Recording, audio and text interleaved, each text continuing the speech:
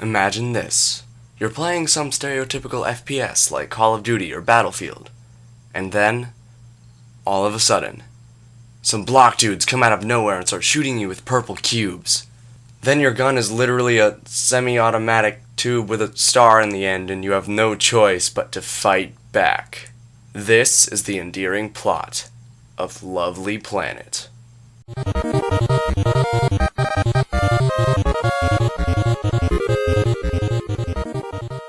Lovely Planet is a very interesting game. It combines the gameplay of a first-person shooter and the aesthetic of a colorful platformer. And the music in this game is really happy and cheerful. It sounds like it's straight out of a Hyper Potion song. And for those of you who know about the game I'm about to reference, Lovely Planet kind of reminds me of Super Hot, except without the slow motion mechanics and without the red guys. Wait a minute. And so, without further ado, let's take a look at the gameplay. The gameplay in this game works like this. You have a cube shooting gun, and you shoot other cubes, who shoot more cubes, while you quickly run through a level to complete it in the shortest time possible. That's basically it. I know it doesn't sound like there is much wiggle room here for what can be done, but the developers really surprised me. Shooting purple cubes out of what looks like a blow tube can be pretty complicated. The beginning levels are basically just this. Jump around and kill some enemies and reach the checkpoint. Great.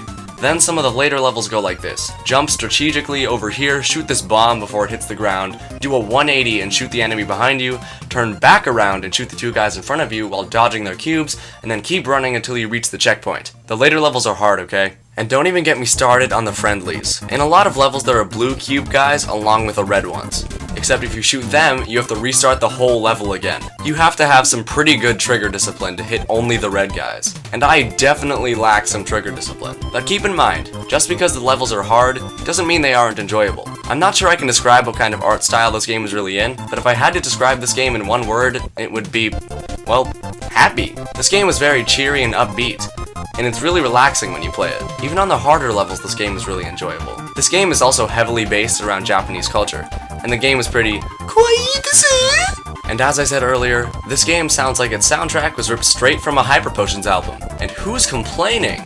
Right? Right? And by now, I would have talked about the story already, but there really isn't one. Sure, there are some cinematic cutscenes that are kind of dramatic, but that is basically it. It's just a fun time with no context, and sometimes a little non-contextual fun is pretty cool.